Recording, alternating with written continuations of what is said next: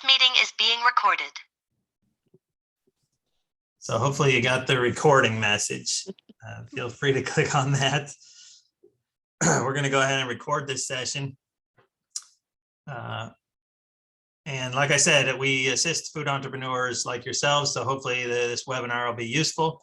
If you have a question, there is a chat box. Feel free to put a chat in there, or we will have time for questions later. So all is good. So in the interest of time, we'll go ahead and get started. We have two speakers for you today. The first one is Kyla Atkins.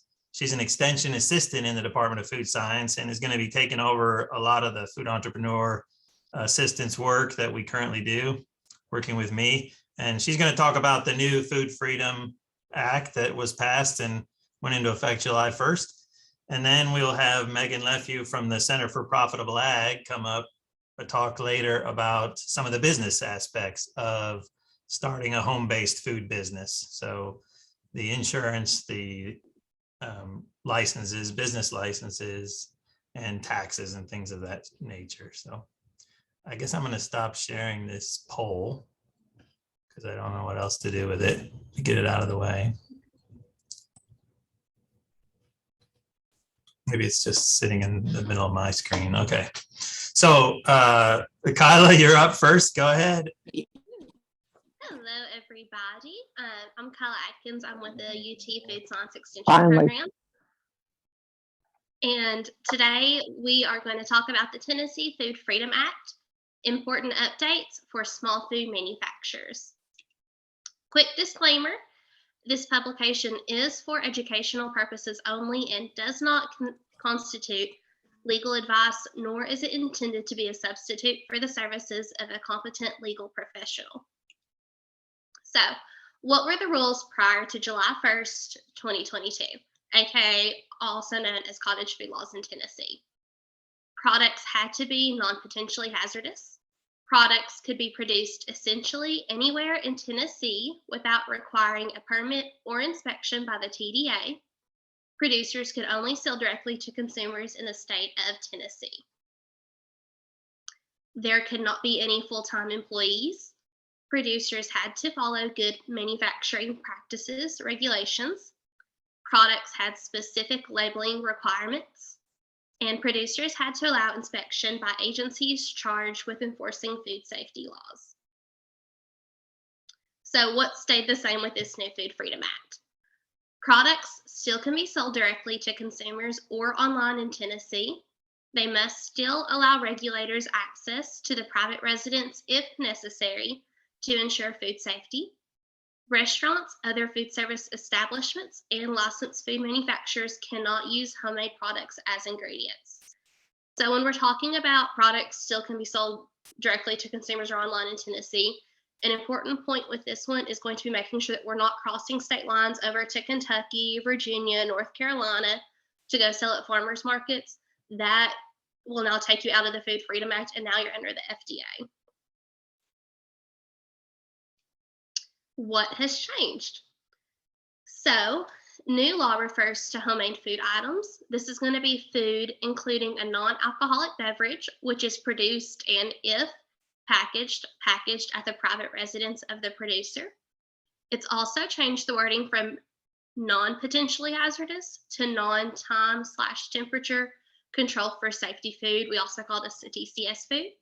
An important point with this is going to be it cannot contain meat, fish, poultry, or egg products. That is going to be regulated by the USDA.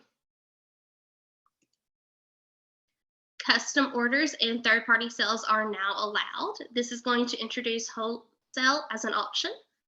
There are no more limitations on employees, and there are new labeling requirements identifying producers. More details on that later. So, if you're like, what in the world is non-TCS versus TCS food? Don't worry, we got you. Time and temperature control for safety foods, TCS foods, can easily and quickly grow bacteria when held at specific temperatures and times. Limiting time and temperature of these foods means limiting pathogenic microorganism growth or toxin formation. There are two common parameters used to determine if a TCS food is TCS. This is going to be water activity and pH. A really good, quick, easy way to think about TCS versus non-TCS, and this is not all-encompassing, is if it requires refrigeration, it's TCS and not allowed under the new Food Freedom Act. If it's non-TCS, it's usually going to be your shelf-stable products. So then we have Table A for you. We pulled Table A and coming up Table B directly from the Tennessee Department of Agriculture definition for a TCS food and a non-TCS food. So how we're going to use this table. Table A is interaction of pH and water activity for control of spores in food heat treated to destroy vegetative cells and subsequently packaged. At the top, you have your water activity, or at the top, you have your pH values. On the side, you have your water activity values. So you would find your pH. Let's say that we are doing a product with a pH of 4.6 or less. And we know that the water activity is somewhere between 0.92 and 0.95. We're going to put the two of those, meet them in the middle. We would then know it's a non-TCS food. Where it says PA, that means product assessment is required. A table like this would typically be used for barbecue sauce. Again, this table is for foods heat treated and packaged. Table B is going to show the interaction of pH and water activity for control of vegetative cells and spores in food not heat treated or heat treated but not packaged. The table works the same way as the previous one. You're going to find your pH at the top, your water activity on the side, meet them in the middle, and you'll see if it's a non-TCS food or if it requires product assessment. Table B, you're going to have this table being used for products such as mayonnaise. That is a food that's not heat treated. Or it could also be worked for baked goods because it's a heat treated food, but it's not packaged typically. Again, this table is just for foods not heat treated or heat treated and not packaged. Some examples of products allowed and not allowed under the Food Freedom Act. This is not all encompassing. There are going to be some different products that come up that we can help y'all figure out. These are just some examples. For allowed, we have dry pasta, muffins, dry spice blends, canned fruit, jams, jellies, canned salsa, canned pickled vegetables, and canned barbecue sauce. When we're talking about canned, we mean thermally processed to be shelf stable. Under not allowed, we have cooked pasta, cupcakes with cream filling, fresh garlic and oil, cut/sliced cantaloupe, fresh salsa, pickled or preserved eggs, fresh sliced vegetables, and sea moss gel. When it comes to cupcakes with cream filling, this is one that could possibly be non-TCS, but product testing will need to be done to check for the water activity. Again, we have another table for y'all, so you can see some examples of allowed versus not allowed products. Some more allowed products would be fermented foods, non-alcoholic ferments only, dried products, air or freeze-dried, non-alcoholic beverages, shelf-stable only, shelf-stable salad dressing, candy, chocolates, and fudge. For not allowed, some examples would be anything with meat, fish, or poultry, including turkey. Again, this is going to be one that's regulated by the USDA. Any products requiring refrigeration or freezing, products with more than 0.5% alcohol, all dairy products, including pimento cheese, caramel apples with sticks, cold-filled lemonade/tea, and cold brewed coffee. For the products with greater than 0.5% alcohol, this is current information we are working off of at this time. And for cold-filled lemonade, if this one was thermally processed and hot-filled, it would then be under our allowed table. The property that makes it not allowed is when it's cold-filled and not thermally processed. So now we've got some scenarios for y'all. So let's say Miss Bonnie is wanting to start selling her homemade cupcakes. She's done some research on the internet and has learned about the Food Freedom Act. She's really not sure where to start. One of the first questions she's going to need to be asking is if she's going to use frosting on her cupcakes, and if so, what type of frosting. If Bonnie uses buttercream, she should have the water activity tested to be sure it's considered non-TCS to be allowed. If Bonnie does not use buttercream frosting, then she could sell and produce her cupcakes under the Food Freedom Act since they are considered non-TCS as they are. For scenario 2, we have vanilla extract. V. Nilly is wanting to sell her homemade vanilla extract. Extract is usually going to be made by soaking vanilla beans in ethanol. Unfortunately, vanilla extract has more than 0.5% alcohol by volume, and that would be regulated by the Tennessee Alcohol and Beverage Commission. Products with greater than 0.5% alcohol are regulated by ABC and not allowed under the Tennessee Food Freedom Act. Again, this is based off information that we're working with. Scenario 3, pickles. Mr. Luke has been making pickles for a few years now, and with the Food Freedom Act being passed, he knows he can legally produce and sell homemade pickles now in Tennessee. If Luke wants to produce and sell pickles, there are 2 requirements he will have to meet. First, he's going to have to check his pH to ensure it stays below 4.6. And then also he has to ensure that products have been correctly thermally processed using a water bath. Next up in our scenarios, we have green beans. Miss Donna has been canning green beans for years. Friends and family have told her she needs to sell them, and with the new Food Freedom Act, she knows she can now do so. Donna only uses a pressure canner to process her green beans. She wants to make sure that she is following correct guidelines to prevent Clostridium botulinum. Since she will be selling them, what resources should she use? One is going to be the USDA Complete Guide to Home Canning. Another is going to be the Ball Complete Book of Home Preserving. And then she can also contact UT Food Science to evaluate her process. Last up, we have homemade spaghetti sauce. Luigi wants to sell his homemade spaghetti sauce in 16-ounce glass jars under the Tennessee Food Freedom Act. Since his sauce does not contain any meat, it falls under the Tennessee Food Freedom Act. Option A, the spaghetti sauce has a pH of less than 4.6. This would make it an acidified food. This sauce can be processed using water bath canning to be shelf stable. Option B, the spaghetti sauce has a pH greater than 4.6, which would make it a low acid food.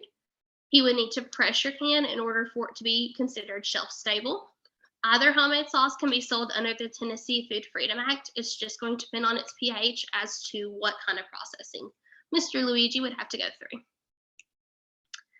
Okay, circling back to labeling requirements, this is going to be a big one, both for our new producers coming into food producing with the Tennessee Food Freedom Act. This is also going to apply to our previous producers that were producing under the cottage food laws. Anyone who's producing anything under the Food Freedom Act, whether old or new, is going to have to follow these requirements. So for labels, we have to have producer information, name, home address, PO box is not considered acceptable, and telephone number, common/usual name of the product, ingredients in descending order based on weight. In the following statement, this product was produced at a private residence that is exempt from state licensing and inspection. This product may contain allergens. So for our example right here, we have pickled beets. Then we have the ingredients, beets, sugar, apple cider vinegar, and water, along with our disclaimer statement. We have our producer information on the back, his phone number, and his address. Let's say that Mr. Bob wanted to call his pickled beets Bob Nealon's Bulldog Beat Down Beets. It's a tongue twister. He would still have to put pickled beets below that because we have to have the common/usual name of the product. Now we've got another label for you. Let's say we're making some chocolate chip cookies. On the inside of our label, we would need the common usual name of the product. So we've got chocolate chip cookies. At the top, we have producer information, name, address, and phone number. When it comes to this ingredient list, take a really good look where it says semi-sweet chocolate chips. Notice how we have sugar, chocolate liqueur, cocoa butter, corn sugar, milk fat, soy lecithin, natural flavor, and vanillin. This is going to be important. It's a common mistake a lot of people make. If you are going to use a product such as chocolate chips, it has to have the sub-ingredients in parentheses behind the ingredient. So sub-ingredients are required for products such as chocolate chips. We also have our disclaimer at the bottom. So where does this labeling information go? Must be on a label if packaged or sold in bulk. This can be attached to the product or attached to the bulk container the product is sold from. On a placard displayed at the point of sale if product is not packaged or sold from a bulk container. On the website where the product is sold, if only sold online. And if the product is sold by telephone or custom order, the seller must inform the consumer that the product is produced at a private residence that is exempt from state licensing and inspection. Then we've got some contact information. We have Dr. Mark Morgan's contact information, phone and email, my contact information, phone and email, and then the food science department's address, website, phone number, and email also.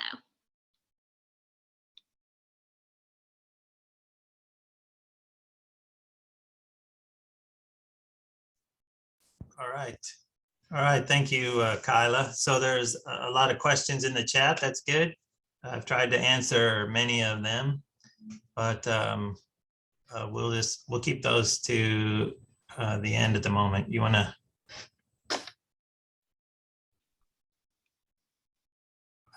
Why don't you just keep sharing your screen? I'll have you just change slides when we need to. Be a lot easier. All right, so the other contact information we wanted to share was the Tennessee Department of Ag, Consumer and Industry Services Safety Section. This is their email address and phone number. They have some good information on their website as well. So if you look for the Tennessee Department of Ag, Consumer Industry Services Food Safety Section, there'll be a link there. And I already put a link earlier to the website that they have where the Food Freedom Act is posted. So feel free to look at that, and I can post it here again real quick, maybe. There it is again. There's the link again. So we just wanted to let you know those are the folks that can help with. They're really not regulating this Food Freedom Act, but it is under their set of the codes or the laws, and they are more than willing to help everyone out as well as we are. So feel free to contact either us or them. Okay, so the other thing I wanted to cover quite briefly is the difference between this Tennessee Food Freedom Act and home-based caterers. So the Food Freedom Act is new. The home-based caterer exemption under the Department of Health has been there for a while, but there's now a little bit of confusion sometimes. So next slide, Kyle. So on the left, the Department of Health, they regulate food service establishments. So that's really any place or location where food is prepared and served to the public. So think about, your fast food restaurants, any carry out places, things like that. Food is served for quote unquote immediate consumption, whether eaten on or off site. So it's fairly short time between you buy the food and you eat it, either to go or at that location, or it could even be catered. The Department of Ag regulates all of the food manufacturers in the state and food warehouses, as well as food retail stores. So your grocery stores, like the Kroger's and the Publix and the Food Cities. And in some of those stores, you do have a deli, like you can go up and order a sandwich or a lunch meal or something. Those are also food service establishments within the store, and those are regulated by the Department of Ag as well. And we mentioned the Food Freedom Act is under their list of regulations in the codes, but they aren't really regulating it. So foods that are produced, packaged, or unpackaged and sold at retail are typically what we call processed or manufactured foods that would be under the Department of Ag. All right, next slide. So where does this catering come from? Well, catering operations in the state require a food service establishment permit issued by the Department Now we're talking of about Health. catering. And unless you meet the criteria for this exemption in the code, Tennessee code. So that exemption says you have no regular full-time employees. The food preparation for such businesses is solely performed within your private residence. So you're only making the food in your private residence, and your catering business only makes occasional sales during a 30-day period. Those are the current criteria to be exempt from licensing requirements by the Department of Health as a caterer. Next slide. So what is really catering is the key here. Catering is really a type of food service where you're going to prepare and serve a group of people at an event, like a party or a wedding or a meeting. So you prepare the food in advance based on an order and say, I'm going to have a party next Tuesday, and I would like you to cater the food for that. So whether you pick it up from the caterer or they deliver it, that is what we consider catering. Next slide. So catering must have an advanced order before preparing the food, and then some agreement or contract for that service. So here's an example: order received in advance to provide foods for a wedding or birthday party next weekend. Food preparation only happens after the order is received and you deliver the food or they pick it up on the day of the event. That food must be made in your home kitchen as well to be exempt. So a regular food establishment, i.e. a restaurant, is different than catering because there's no advanced order required and you prepare the foods and offer them for sale. So preparing cakes in advance and customers come into your restaurant, order a slice of cake. So that's regular food service. That's the difference. Next slide. So the catering exemption allows you to act as a caterer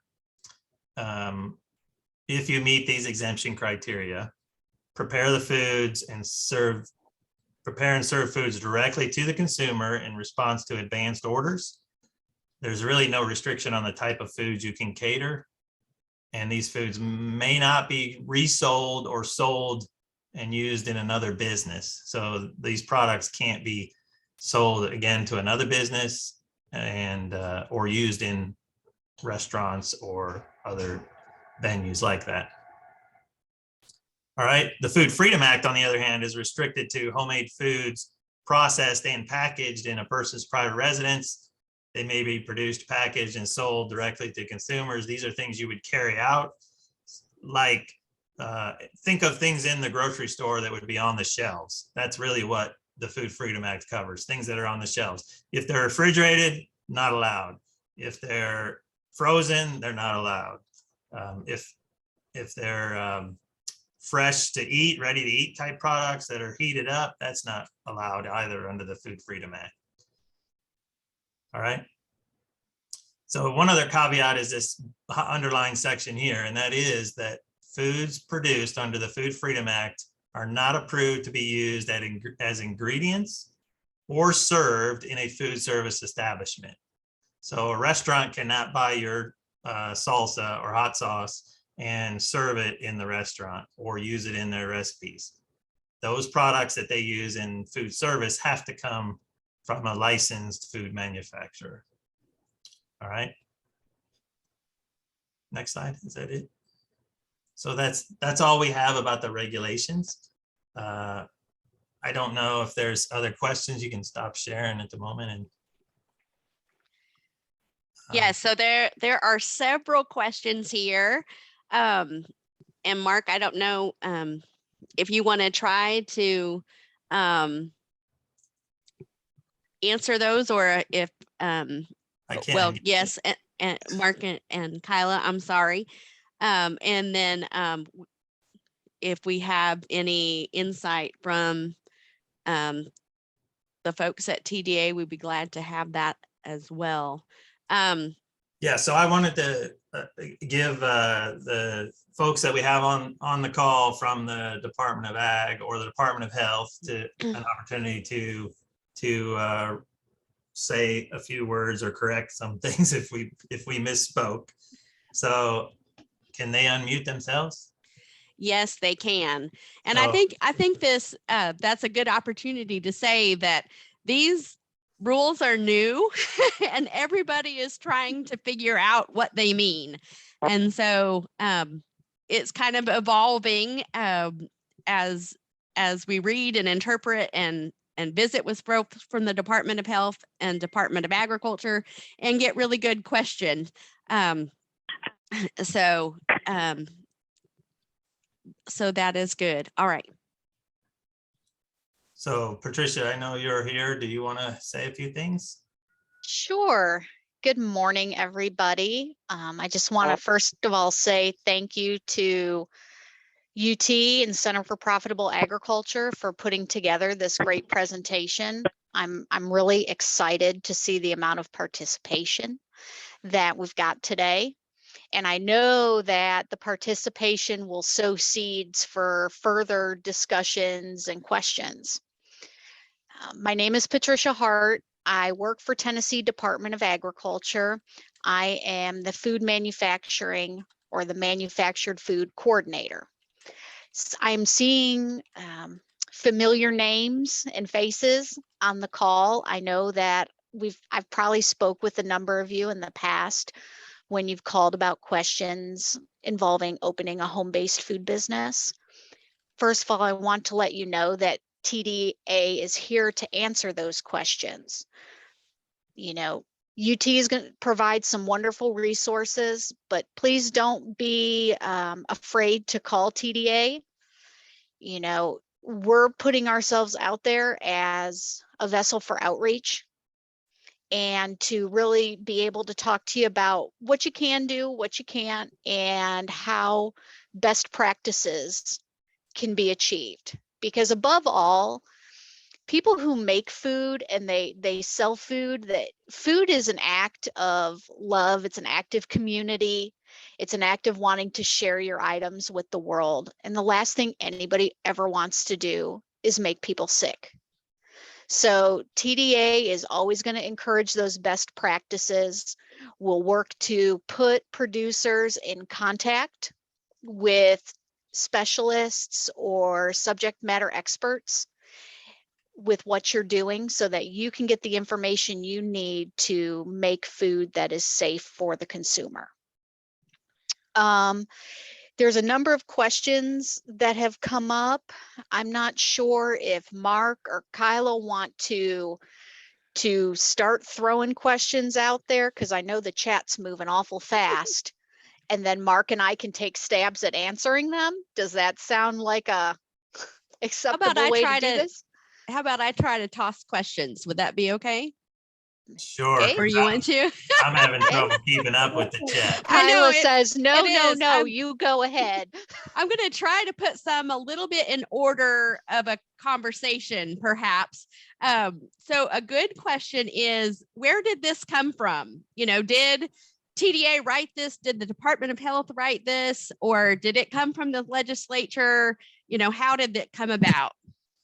Megan. Patricia say that. Megan, All right. can you hear me? So that's a great question. Yes, Danny's on, I believe. Oh, Danny perfect. Sutton. Yeah. We may let him take that one. Yeah. So my name is Danny Sutton. I'm the director over the regulatory branch here at the Department of Agriculture. Before I answer that, let me just make it clear, you know, Tennessee Department of Agriculture, as far as this new statute is concerned, is clear from responsibility for enforcement of this statute. We were specifically taken out of that responsibility to free things up for industry to do some new things without regulatory controls put over it. So this statute was brought up as a bill by legislators. Tennessee Department of Agriculture did not have anything to do with the inception of this new statute. We were consulted somewhat during the writing of it, and our input was specific to food safety going forward in home processing type facilities. We do not inspect private homes, and have not for many, many years, and will not going forward. What this will affect is if a producer does something that has a touch point to another statute or rule that TDA does have, then we will insert our input on it. And I want everybody to remember this. This is not a new rule. This is a new statute that TDA does not have the authority to promulgate rules on. We can only explain requirements. So I just wanted to get that out there. Patricia and the rest of the CIS food, dairy, produce, tobacco team have put a lot of effort into getting our document and PowerPoint put together as an education source, and have worked with Megan and her team to make sure that it's a consistent message getting out to everyone. And I can imagine, I was not able to get in online, I'm on phone. I can imagine that the message board is probably blowing up with all kinds of questions, and I'm going to reiterate what Patricia said, that we are here to answer any questions that you may have to make sure that you head down the road of food safety. So there you go. Megan. Thank you for the opportunity. Absolutely. We are so glad to be able to have everybody at the table. That just makes it so much better for everybody involved.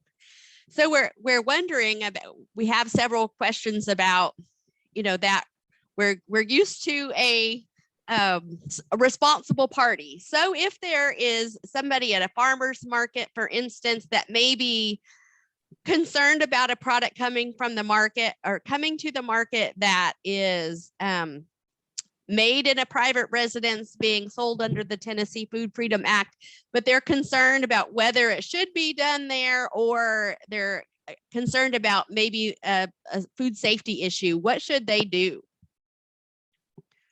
They can contact us, but I want, for those of you that are involved with the management of farmers markets, also be aware that TDA has no footprint in telling you how to manage your farmers market. So it is up to you and the folks that manage that farmers market to make a decision. We'll be glad to give you input on any kind of product that may show up at your door, on our interpretations of the requirements. But again, people typically are shopping at farmers market to support local. So farmers markets have always been, a buyer beware type situation. You're going to buy what you see there. We do like to make sure that we share the requirements for food safety. So we are here to answer any questions by our farmers market management, but we are not allowed to be engaged in the management of that farmers market. Go ahead, Patricia. I'm going to jump in real quick. One place that TDA has a definite footprint in are those retail food stores. So Yeah. Grocery stores, convenience stores, country markets, those type of places, when TDA inspects them, if we do come across products that are not properly labeled, labeling is proper labeling on everything the retail food store sells is a requirement under the retail laws and rules. So if products are seen in a store during an inspection that aren't labeled properly, there will be a hold order placed on them, and the store will be cited for a violation.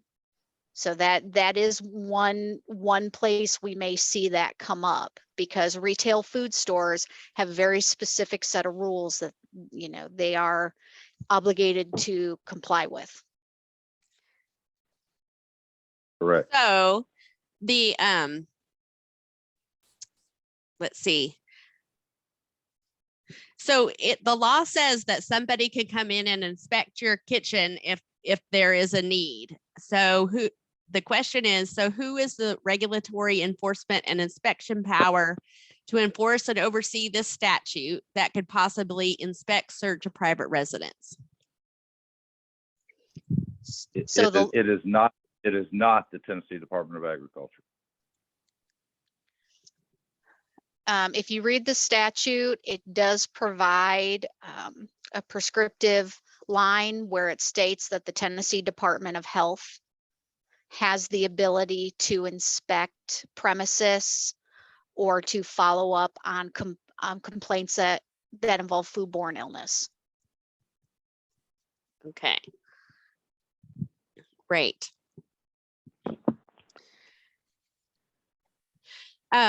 So Danny, you made a good point in that some farmers markets would not allow in the past domestic foods from domestic kitchens, that they required a commercial kitchen license. And some retail stores will do that as well. They will not allow products from this. So if you're planning to market from those, you'll need to check those.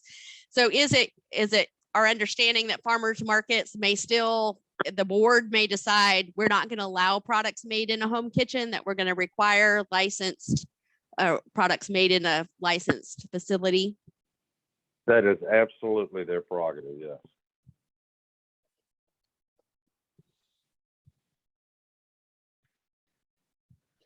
Megan, can I Okay. speak to eggs real quick? Absolutely. Okay, because I've seen a few questions kind of fly through in the chat. So eggs are allowed to be used in things like baked goods, and they're allowed to be used as an ingredient.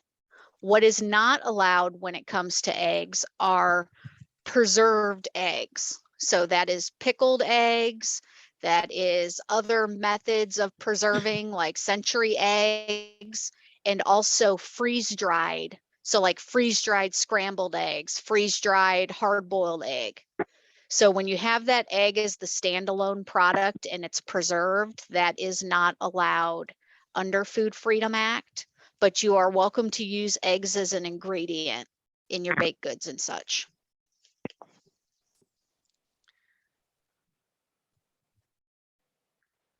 You can sell fresh eggs. That's different than under the Food Freedom Act.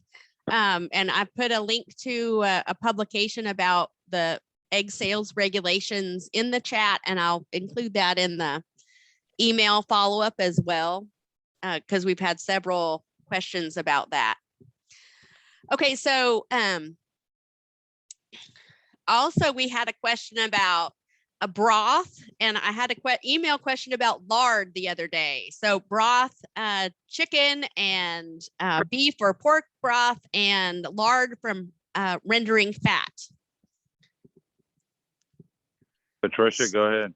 So both lard and broth that are made from, you know, bones of animals are considered to be meat products, and those are not allowed under Food Freedom Act. So a vegetable broth would be allowed. Chicken bone broth would not be. So meat products, meat, fish, and poultry are expressly excluded from Food Freedom Act. All right. Can you sell raw milk? We'll just throw that one out there. No, absolutely not. There are two pathways to sell raw milk in the state of Tennessee.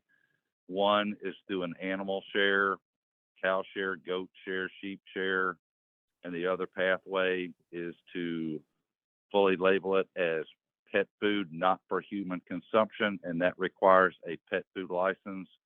from the Ag Input section of the Tennessee Department of Agriculture, Consumer and Industry Services. Nothing has changed when it comes to milk, absolutely nothing. There is a question that I've seen pop up a couple times in the chat, and they've mentioned the term commercial kitchen. So as Kyla stated at the beginning of the presentation, one of the hallmark requirements of Food Freedom Act is that these have to be homemade food items. So it has to be made at the private residence of the producer. Anything that is made in a commercial kitchen, you know, whether it is a rental kitchen, it is a restaurant after hours, it's a VFW kitchen, a church kitchen, any kitchen that is outside of the residence requires a food manufacturing license through Tennessee Department of Agriculture. And that is for selling direct to consumer as well as third-party sales. So if you are using a commercial kitchen, a restaurant kitchen in the early morning hours to make baked goods to sell direct to consumer at the farmer's market, under Tennessee Food Freedom Act, you are now required, you know, you're excluded from that. You have to have a food manufacturing license with Tennessee Department of Agriculture.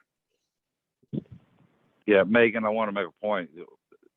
The Food Freedom Act is specific to home kitchens. And I did want to add in about the raw milk. I'm sure everyone on this call is aware that another law was passed last year in reference to raw milk, that you are going to go the animal share route, then you are required to keep records on the sales of that milk, owner, you know, partial owners of animals, and that law and any rules associated with it are specific to the Tennessee Department of Health.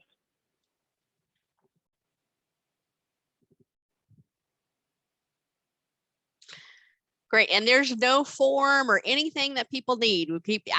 We keep seeing a little bit. There's nothing that says it's okay. There's nothing that says, you know, besides the law. Nobody's going to give you a form necessarily for that. Now, if you have some testing done with Mark of a product to find the right water activity or pH, then he can give you some sort of documentation of that. Is that correct, Mark? That's correct. That's what we want to try to help people with. If there's any products you have a question of that, first of all, meets the spirit of the Food Freedom Act, we'll be glad to test a sample for you for either pH or water activity, and even give you a processing recommendation if you're going to thermally process it, either via water bath or pressure canner. We can help you with those recommendations. Again, we're going to try to help you make things safe and make sure there's no issues with that being shelf stable. So we do have some guidelines coming out. There's one that will be out in less than 2 weeks that covers this entire Food Freedom Act. We tried to get it out early and rush it. It's almost done. It just needs a number from our extension office, and then we will post it online. And since we have all of your email addresses or contact info, we will send it out to everyone when it's available, and it'll be available online. And Patricia, did we get ours posted online from TDA? Yes, it went live yesterday, and we have shared the web address in the chat several times. Okay, thank you. So I think in the interest of time, should we move on to your section, Megan? Well, I'm wondering if we should keep on with these questions and forego mine. We can certainly do that. Or I could just say, just because you do not have to have a food manufacturing license to sell foods under the Tennessee Food Freedom Act, that does not mean that you are free to forget all the other regulations. So there are still requirements for business licenses in many cases, and there are requirements in many cases to collect and remit sales tax. And so we can do that. Let me I forgot about the risk management piece, Mark, and that's probably the most important piece there. I was having too much fun. There are still a lot of questions, a lot of things to sort out. We'll try to do this quickly. And we can share our contact information again on the screen, and then they can email us questions. Yes, and when we finish, we will stick around as long as possible for folks as well. So we did want to mention a little bit about the business regulations and risk management. We do have a publication that is talks about, I think there are 36 steps in starting a food manufacturing business. And so there's a lot of important things to consider in doing that. This information is still correct, except for the regulations. And when we get the new publications mapped out with in the next couple weeks and get another one updated, we'll update the links in this one as well. So this provides different steps and then a resource for different steps. For example, investigating food manufacturing regulations will be here. We'll update some links there, but resources for writing a business plan or a guide to business structures, choosing a business structure, for example. So we're going to talk just quickly about business licenses and sales tax, and then get on to some risk management practices. So many of you are familiar with business licenses that are given by the county governments and many cities. If you are operating and selling in a location that's a city and a county that offers business license, you would need one in both of those when you're selling from permanent locations there. So check with your county clerk and city tax collector about those.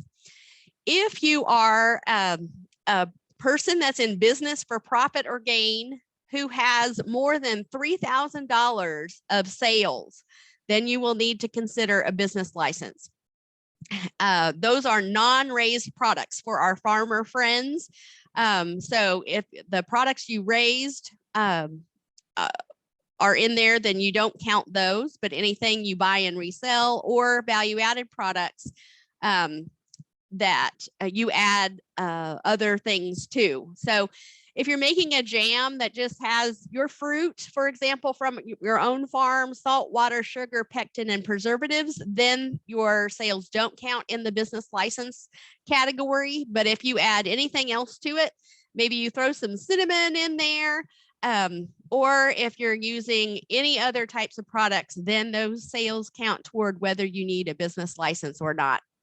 So if you're making breads and items like that, or canned goods, and you're buying produce to put in, all of those sorts of things, then you're going to perhaps need a business license when your sales exceed $3,000. So there are two levels of business license. There's a minimal activity license for sales between $3,000 and less than $10,000, and then a full-fledged business license after $10,000 or more in sales, and that gets you into the necessity to submit business taxes. Those are not typically very expensive. I think there's a minimum of $22 a year in business taxes, but they are subject to payment.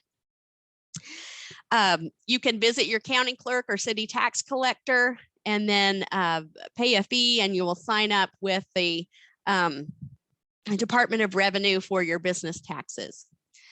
Sales tax is very similar. If you are selling items, then oftentimes we need to collect and remit sales tax to the Department of Revenue.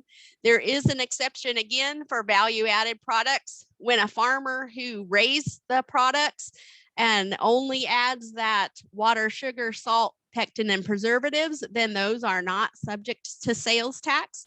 But if you're buying any product from another farmer, or if you're adding anything other than those ingredients to any sort of manufactured food product or other value-added product, then you are subject to sales tax.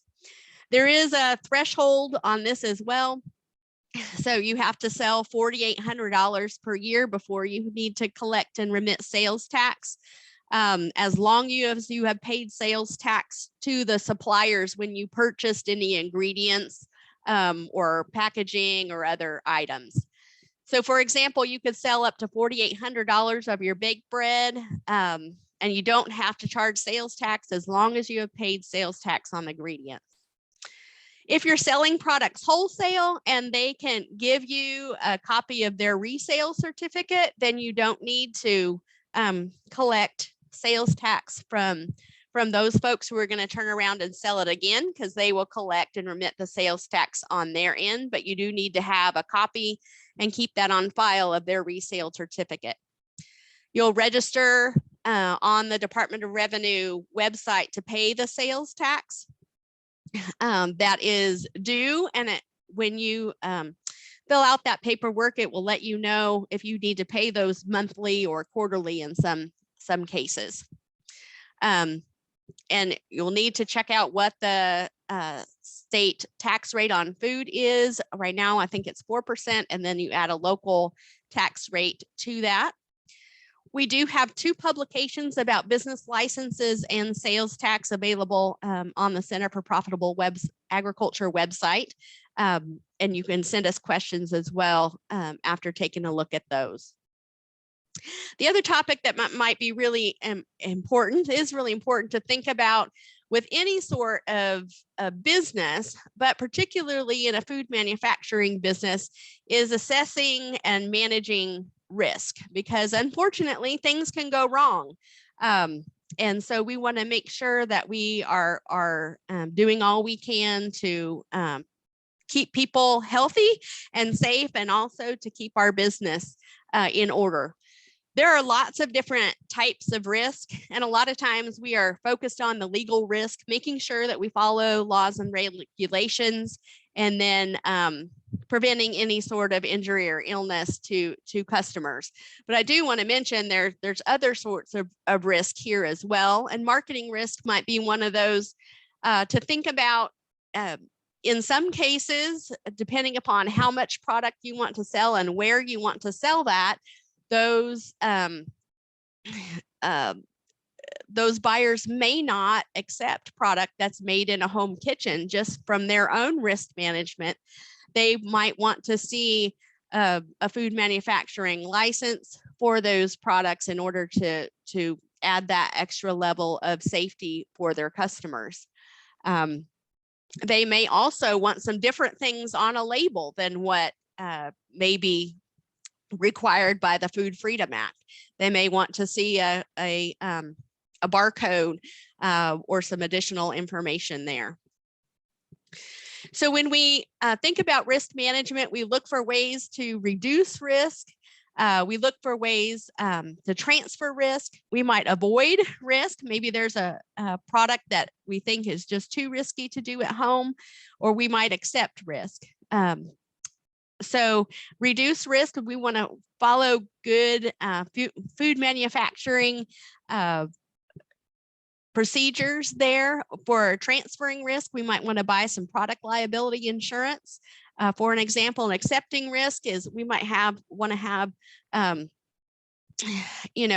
recall plan in place in case something does go badly and we need to get that product back. Or we might have an emergency fund in case marketing doesn't go as well as we had hoped, for example.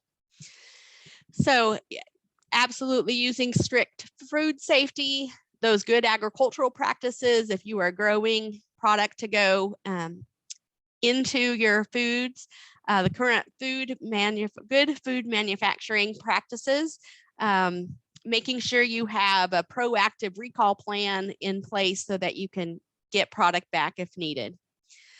Sometimes folks will want to create a business structure that may protect their personal assets from liability. So many businesses are a sole proprietorship, and that works for many folks. As folks grow, or if they have a need to separate some of those resources, they may look at an LLC or another business structure. This is a publication that is helpful to get a little background about what those mean and how to make that decision.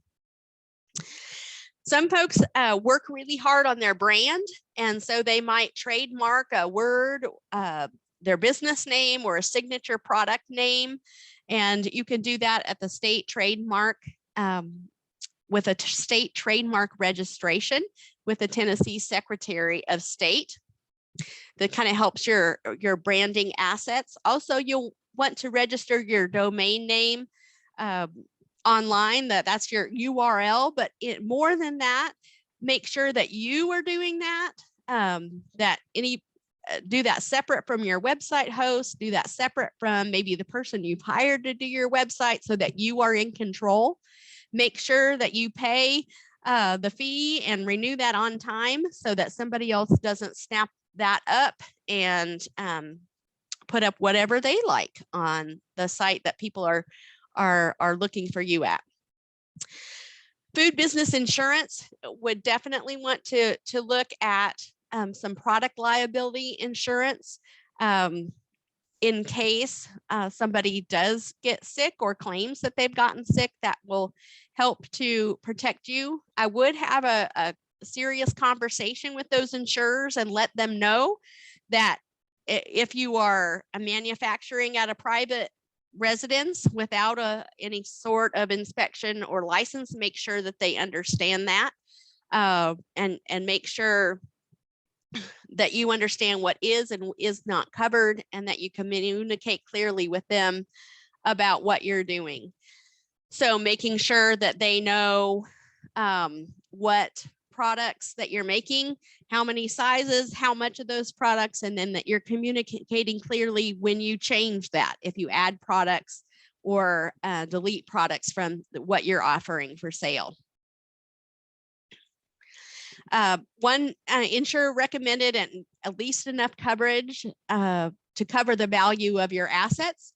Some buyers will also require a minimum amount of product liability insurance. So the farmers market may even require some liability insurance, or if you're selling wholesale into some sort of retail store, they may require a certain amount of insurance, and even to be named as an insured on your insurance.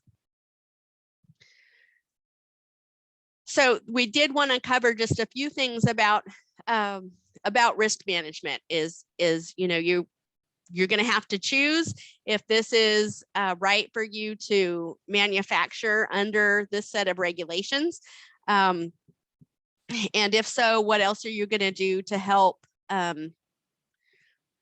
protect your business, just like you would with any business.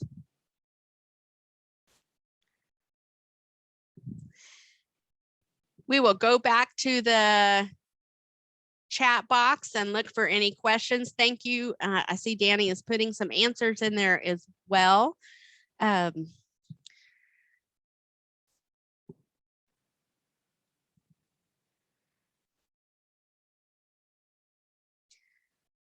sugar cookies with royal icing okay?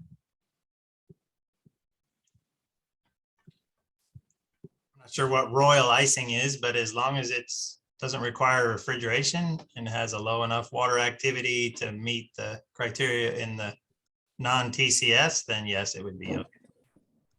Great. Is there a requirement for an expiration date or use by date on the label? The only requirements are those that we stated. There is no requirement for a use by date. And by the way, there is no requirement for a net weight of the container. It's not even required. So a 16-ounce jar, you don't have to even put the net weight anymore on it.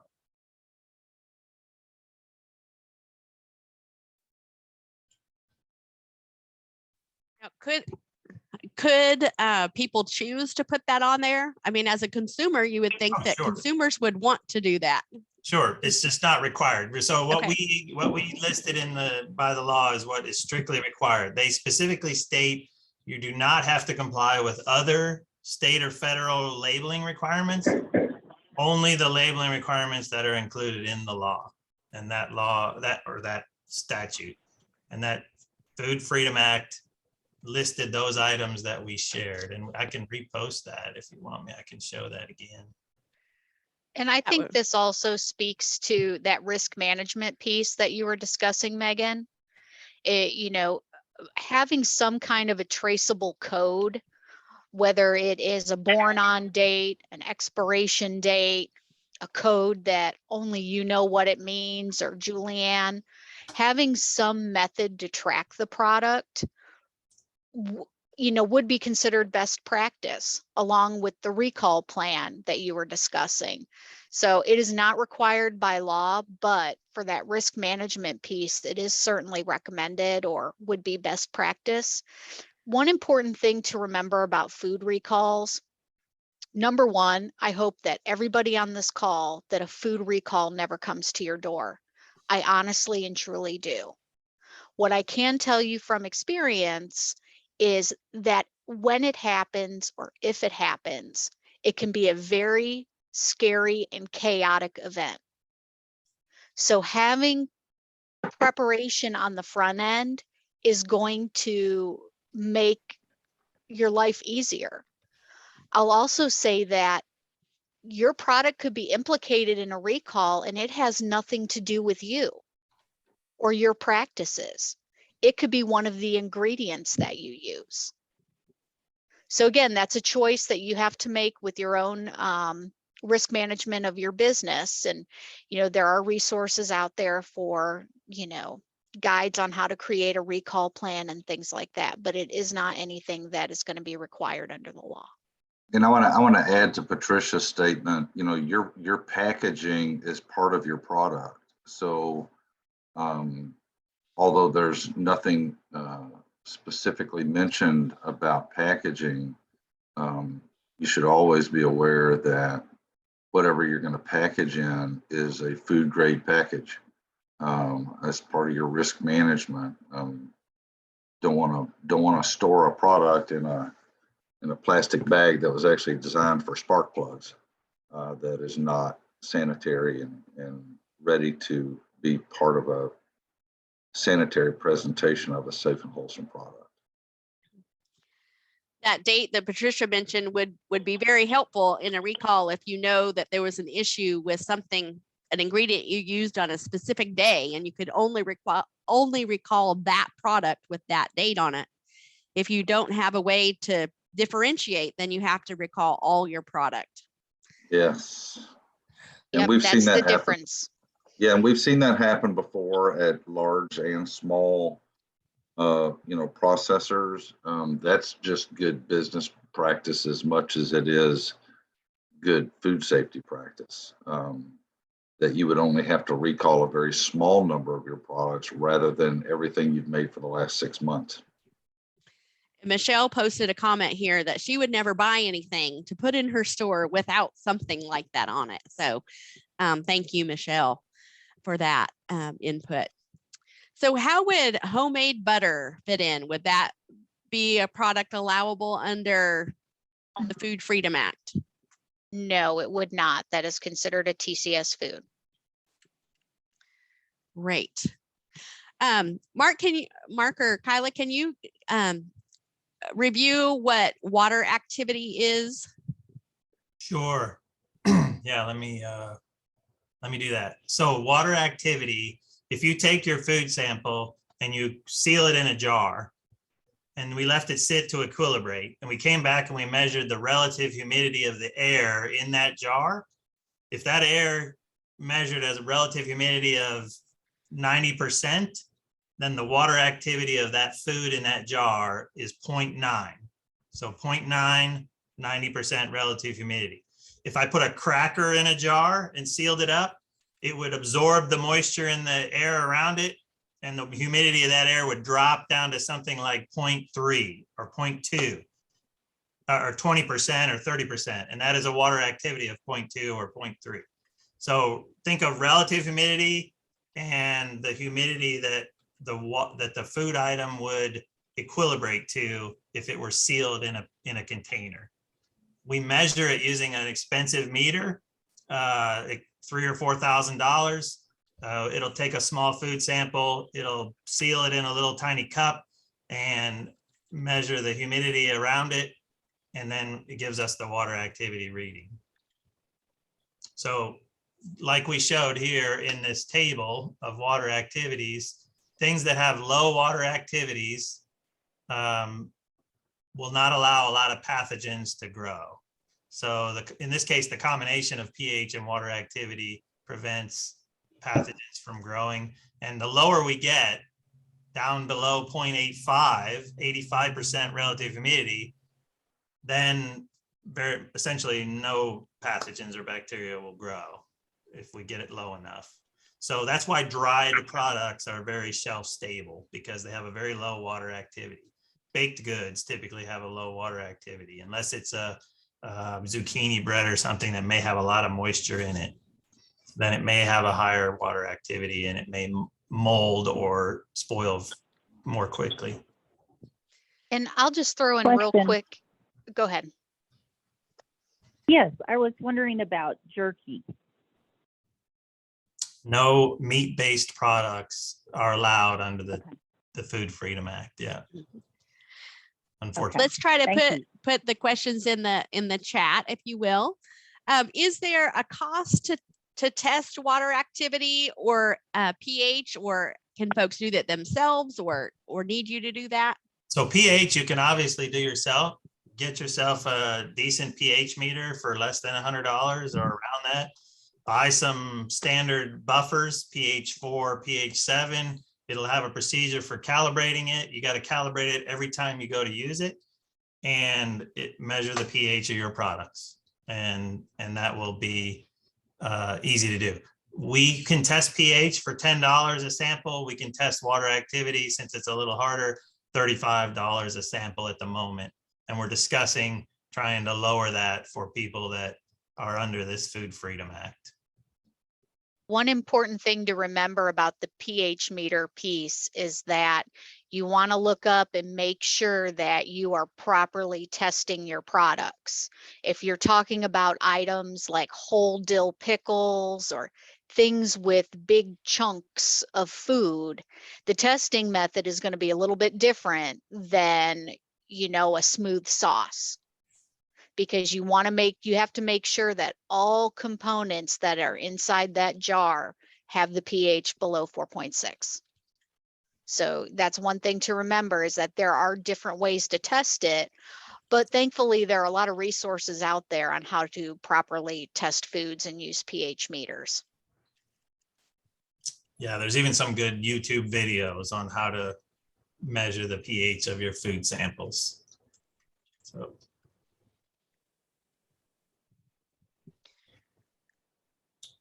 Yes, most canned items, most things that are in liquid have a fairly high water pH. Unless we're talking about jams and jellies that have a huge amount of sugar, the sugar will bind the water and lower the water activity. So that's why jams and jellies are fairly safe, not potentially hazardous, because there's a lot of sugar that binds the water. And then the microorganisms can't use it to grow and multiply. Can you talk again about fermented items?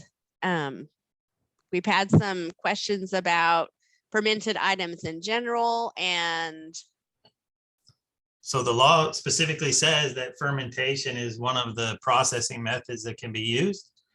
The bottom line is, through the products, make sure the products are non-alcoholic and don't fall under the ABC, the Alcoholic Beverage Commission's rules, and that the products are shelf stable, so they do not require refrigeration after the fermentation. So many products will have to be canned or processed in a water bath to because they'll be acidic usually after a fermentation, Usually lactic acid fermentation will lower the pH a lot. And those are typically water bath processed in jars or cans. There are some that can be very low pH, so below 3 or something, that can be shelf stable on their own without a heat process, without the water bath process. So that's something that I could help you with. We can determine that for you based on the characteristics of the final product and how you fermented it. A lot of fermentation processes require refrigeration during the process, and that's not addressed in this. You know, this law says you can make fermented products. That's a part of the best practices that people need to make sure they know how to do it correctly. Because if you get the wrong organism in there, that fermentation is going to go off, and with maybe growing the wrong organism and make the products unsafe. Yes. And go ahead, I'm so sorry. I'm sorry. A lot of fermented foods, again, some have that super low pH where, you know, nothing would ever grow in it any time. But the majority of times when we see fermented foods offered for sale to the public, they are refrigerated items. They're TCS, because people choose not to can them for various reasons. So that is something, if they require that refrigeration piece, then that would not be something you could make under Food Freedom Act. So items that cannot be made under the Food Freedom Act can still be sold as long as they are made using the regulations they've always been under, right? So whether that's FDA or USDA or TDA, licensing and the right facility. Yes. So generally speaking, if it's a product that does not meet the requirements of Food Freedom Act, then production would have to be in a commercial facility. And depending on what they're making and how they're making it, you know, a lot of times those products fall under the jurisdiction of TDA and require a food manufacturing license. So it depends. Sometimes USDA can be involved. FDA may have a footprint.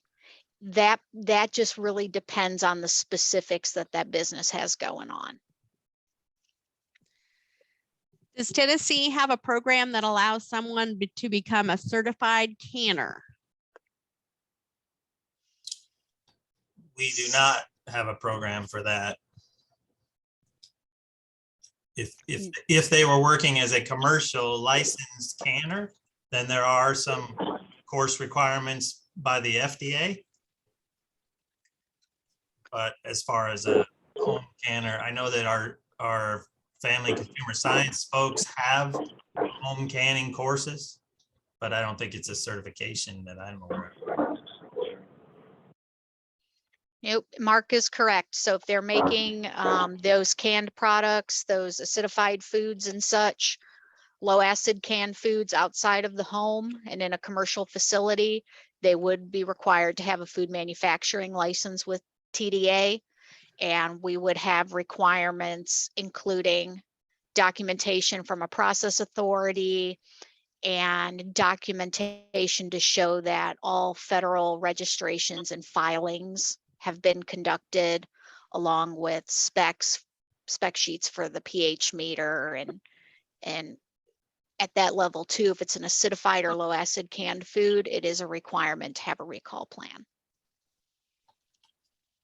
Hey, Megan, could you let Patricia address this question about lard again that's in the chat, please? Absolutely. I would love that. I just read it. Yes, so if you read the Tennessee Food Freedom Act, the actual law, it says it's known as Public Chapter 862. When you look in the definition section of the law, when it talks about time temperature control for safety food, it references the retail store regulations in Tennessee. So retail store, food store regulations in Tennessee recognize meat, fish, poultry products, both raw and heat treated, as TCS foods. So that is why they are excluded from, and that, you know, eggs as well. And that's why they're excluded from Food Freedom Act. All right, we have a question about coffee roasters. It says previously we could roast and sell bagged coffee to end consumer only. Is this correct that now we can sell to a coffee shop retail front as long as it is in Tennessee? So if a coffee shop is going to use it as an ingredient, that would be food service, versus if a shop was going to sell the bagged coffee for somebody to do at home, there could be a distinction there. Who wants to tackle that one? So I'll speak to that. So yes, roasted coffee would fall under Food Freedom Act. You could roast the coffee, package it, label it correctly, and sell it to grocery stores, markets, gift shops, things like that, to further resale as a packaged food good. You could not sell it to a coffee shop that's going to grind it up and brew it and sell it as a cup of coffee. It would not be considered, a home produced item would not be considered an approved source for food service establishments. Okay. Somebody is asking about mint tea made with the herb without water processing. I'm not sure if that is a dried tea or if they're going to make tea to drink. Somebody wants to address both of those. Yeah. So a non-heat processed beverage or liquid, you need to consult with a process authority, because more than likely between the water activity and the pH, it is going to be considered a TCS food. So that would be with the lemonade as well. If somebody's just making lemonade without a heat process, then that's not going to fall into this. And the follow-up is, what if the kids want a lemonade stand? Well, that would be food service, right? So that would be Department of Health rules. Yes, and if you have questions about the kids having a lemonade stand, I would definitely just reach out to your local health department. I am sure they would be more than welcome to give you and your children some guidance on how you can do that. Right. So there's a question about cut veggies. So once you slice them up, that's different than just a whole vegetable that could sit on your counter. How does that fall into the place here? Sure. So a vegetable that or a fruit that is harvested, you have maybe that one cut at harvest, or, you know, trimming off the stem or the roots. Those are, you can sell those without a license. The minute you cut into it, you make that second cut, you slice, you dice, you shred, that becomes a TCS food. And once you have that TCS food, it is no longer something that can be produced under the Food Freedom Act. So you can sell whole onions and peppers at the farmer's market without a license, but you cannot slice those peppers and onions and make fajita packs to sell at the farmer's market.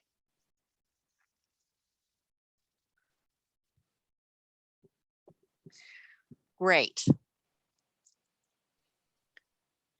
So can I set up a farmer's market allowing just other farmers at my place, or do I get classified as a retail food store? This is a little off the subject, but we'll go with that one.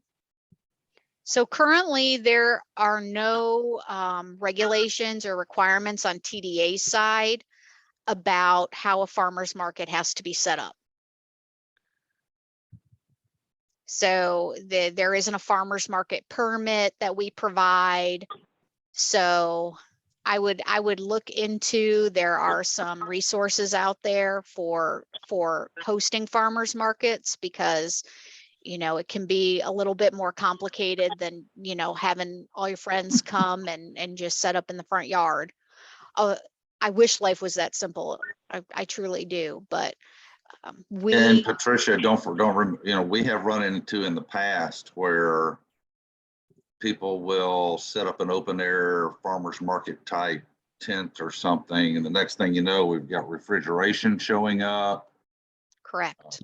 Products that are required to be refrigerated, dairy products, ice creams and all. Well, at some point you're going to cross the line and become a retail store. And then the requirements of retail stores will be laid upon you. And you know, if this is just out in the middle of a field or something, you're not going to be able to meet those requirements. So again, use us as a resource. Call, email, ask us questions. We are definitely available to help people kind of navigate those type of questions. Right. So as a retail food establishment and licensed manufacturer, can I now bake in my home and sell those items in my store individually packaged, since I don't have an oven in our inspected kitchen? Yes, as long as the products are non-TCS and they're labeled appropriately. And they're done in your private residence. Yes, they have to be done in your private residence. So you can't use a commercial kitchen, a restaurant, a VFW, a church kitchen. You have to make the products at your residence. I've received a couple direct messages I've seen asking about, okay, if we sliced vegetables, then we pickled them. So, you know, the slide at the beginning, so pickled vegetables that are heat processed, heat treated, are something that is allowed under the Food Freedom Act. So canned vegetables, pickled vegetables, you just want to make sure that you've talked to a process authority and that you have all the controls in place. Are you able to sell shelled peas at the farmer's market? We get that one a lot. So once you open up that flesh, it's no longer a whole produce item. So you can take whole peas to the market and you can shell them as a service for people, but you cannot shell 30 Ziploc bags at home and then take those to the market. Once the pea is shelled or the bean is shelled, it becomes a TCS food. So a good question here. So for sourdough bread, I can't freeze it and sell it frozen to allow for longer shelf life. So the requirement within the law is that the product can't be TCS. So it cannot require temperature control for safety. So freezing for quality, or say you're going to bake bread throughout the week and kind of get yourself a stockpile to take to the market on the weekends, that is, you know, I don't see that as being a problem, because again, the bread does not require the refrigeration for safety. Now, whether or not it gets moldy or it gets stale, number one, that would make me sad, because I love bread and I probably eat way too much of it. But stale bread doesn't make people sick. So bread doesn't require refrigeration, so you're free to go. Can you build a second kitchen at your farm to make your value added items and it still be considered a kitchen at a private residence? Yes. So the law says at a private residence. So your property is your private residence, your home property. So that would be, you know, a lot of people have kind of an outbuilding that they use, especially canning. You know, I know even in my personal life, my grandma had a canning kitchen out back so she wouldn't heat up the house in the summertime. But no, so you could build a kitchen on your property that's separate from your house. Are there any regulations regarding that kitchen at a private residence that have to be followed to be allowed to cook in it? So the way the law is stated, people who produce items under the Food Freedom Act, if they meet all the requirements, they are exempt from regulation. So there are no specific regulations or rules that speak to how a kitchen has to be designed or kept. Are shelled dry beans okay, or dry dent corn, polenta, or dry soup mixes? So dry is the term. So if it's gone through a drying process, whether it is air dried, it is freeze dried, it's dehydrated, then at that point it's not a TCS food. So that would be permissible under Food Freedom Act. Okay, Hey, so Megan. dried herbs would work there too. Yes, Danny. Sorry, I want to go back. The question about the design of the kitchen, Patricia is absolutely right. There's absolutely no requirement as long as they are, you know, falling under the Food Freedom Act and doing the kind of products that you can make under the Food Freedom Act. An experience that we've had often is people have built a kitchen and then found that their customers, you know, retail customers or larger purchaser would like them to meet some kind of standard. And then, you know, now all of a sudden they're needing to meet the standards for the commercial kitchen. I would just advise everybody to think about, you know, the future of how far they want to go and how much they want to invest in it. We're often called out to facilities and say, hey, this is a great facility, but it doesn't meet those further standards that would be required if their customers are calling for it. So I would just advise, you know, you can still call and ask questions on best practices or best design ideas. So we can be here to answer those questions too. Absolutely. No meat, no meat, and no meat. No, no, no. That one is No meat. clear. No meat. Cut herbs. I think somebody had fresh cut herbs. So if they're cut once at the harvest, then that would be allowed. If they are further chopped or they're packaged and sold as a ready to eat item, like, hey, you can take this home and eat it without washing it, that would not be a Food Freedom Act product. So cutting an herb at, you know, the stem is the same as harvesting a tomato. So those are considered raw agricultural commodities. So there've been a couple questions about if somebody has a restaurant, but maybe they would like to sell packaged homemade cookies at the checkout or have a little, you know, gift shop or retail area at the restaurants. Would these products be allowed in that capacity at a restaurant? Do we have somebody on the line from Tennessee Department of Health that could field that question? I'm not sure if there is a representative available or not. I'll be quite honest, that is a question that falls under the jurisdiction of Tennessee Department of Health. And I would hate to give anybody the incorrect answer on that. Yeah, and let me add here, if they're going to have a retail area at a restaurant and they're going to sell prepackaged foods in that retail area, now TDA has been invited to that. So, and we would probably inherit that restaurant also, unless it is straight up a restaurant. We're just talking about cellophane wrapped something at the cash register. That I agree with Patricia, that would be on the health department to answer. And I know that Lori Lemaster from the Department of Health is working to get an answer to that. So yeah, and we work really closely with Lori, and you know, typically, and we do run into this every now and then. Patricia and Will Peppers is on here too, can back me up. We often have a small restaurant that decides they're going to open a retail facility with a lot of prepackaged foods, or they've already got a retail facility and they want to open a small restaurant.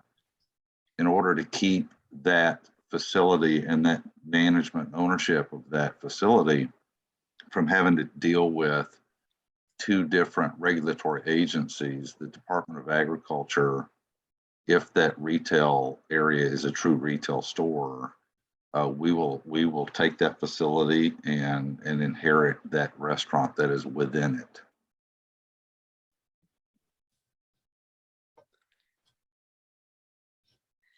So somebody is asking about offering taste tester food samples at farmers markets. In the past, and I don't know, Debbie or Casey or others may have some thoughts on this too, but when you're offering samples, that becomes food service. So, you know, unless you can individually package the food manufacturer, you know, at your residence and provide a single, you know, manufactured, you know, item for a sample, then that gets into food service is my understanding. Other input there, because that's an excellent question. Patricia, I think we've dealt with this in the past. I think if it's just sampling and there's no money exchanging hands, then there's no sale taking place. Yeah, I mean, that is how we have, you know, looked at it in the past. You know, someone maybe opens a jar of salsa and puts it in little cups and gives people a chip, and, you know, they can taste the wonderful product. But make sure you don't float on that line, because I've also seen sample mean, oh, I sell soup mix, so I've made this soup, this beef and barley soup with beef at home, and your sample is really like a 6-ounce cup. So, I mean, you just want to make sure that you're truly giving a sample, a little taste.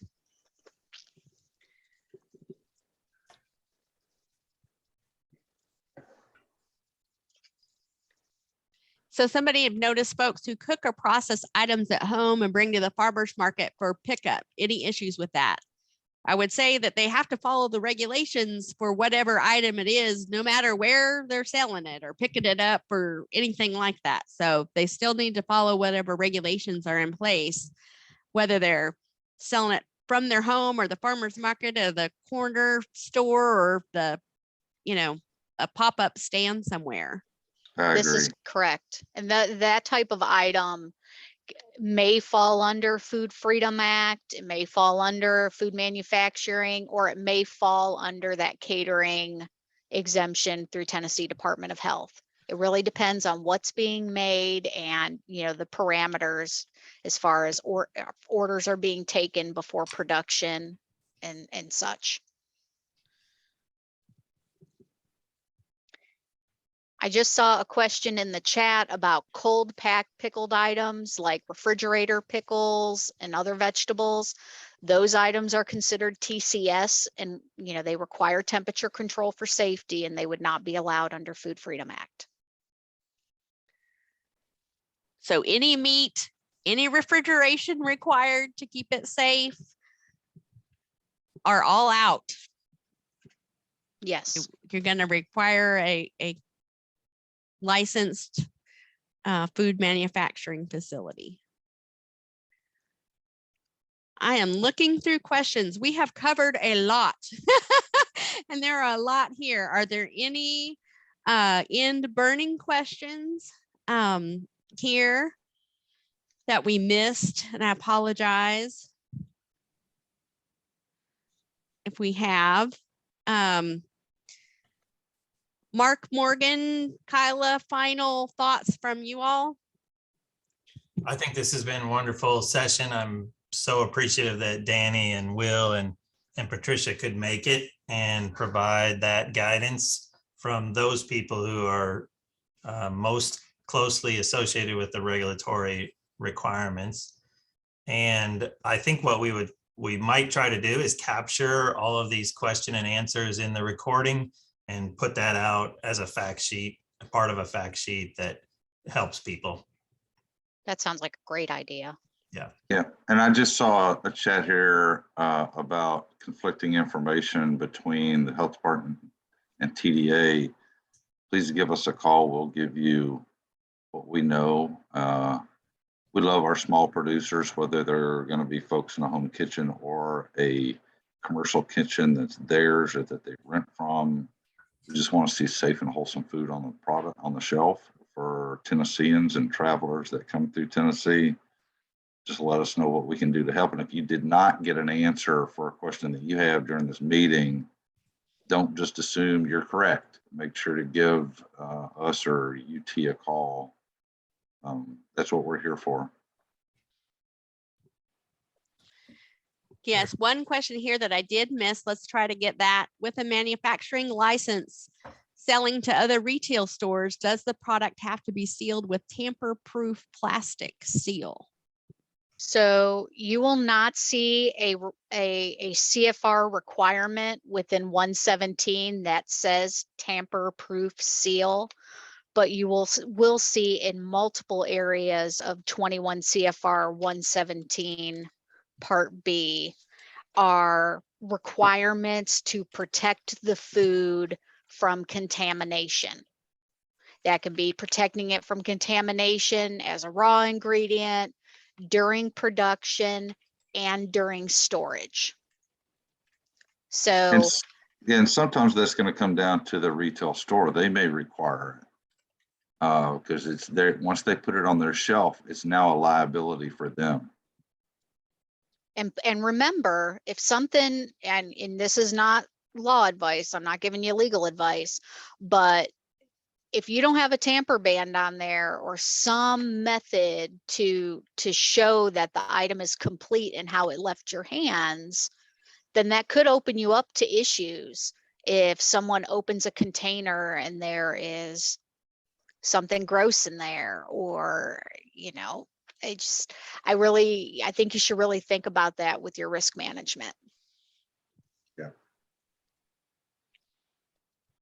Yeah, it's clear there's a lot of good practices that we could share with folks. And we will try to do that as we develop more and more guidance for people that are just starting these food businesses, large or small.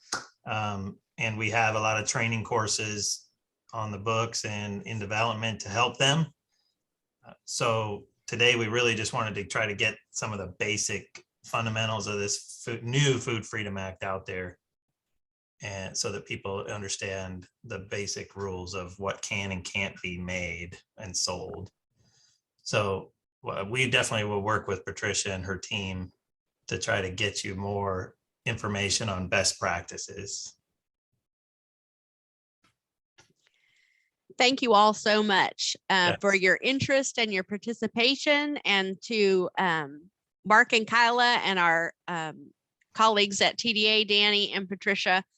This has been an incredible discussion. I have learned a lot, and I know that I will continue to learn more as this evolves and comes more into practice here in the state. We will send some follow-up information hopefully this afternoon or first thing in the morning with the recording and slides, if that's okay, Mark and Kyla, and some other links to TDA and others. So we will get that out, and then we'll send another email when the publication is available to you all, and just look forward to working with everybody as this progresses. Absolutely. And anybody who has the fast and furious of the chat area, I promise that anyone who's been sending me direct messages, I promise you that I have not been ignoring you. And I will talk with Megan to see if there's a way that we can pull off those direct messages as well for questions. I'm not sure if we can, but please, please, please contact TDA, contact me if you have any questions or concerns, and I'm happy to talk to you about it.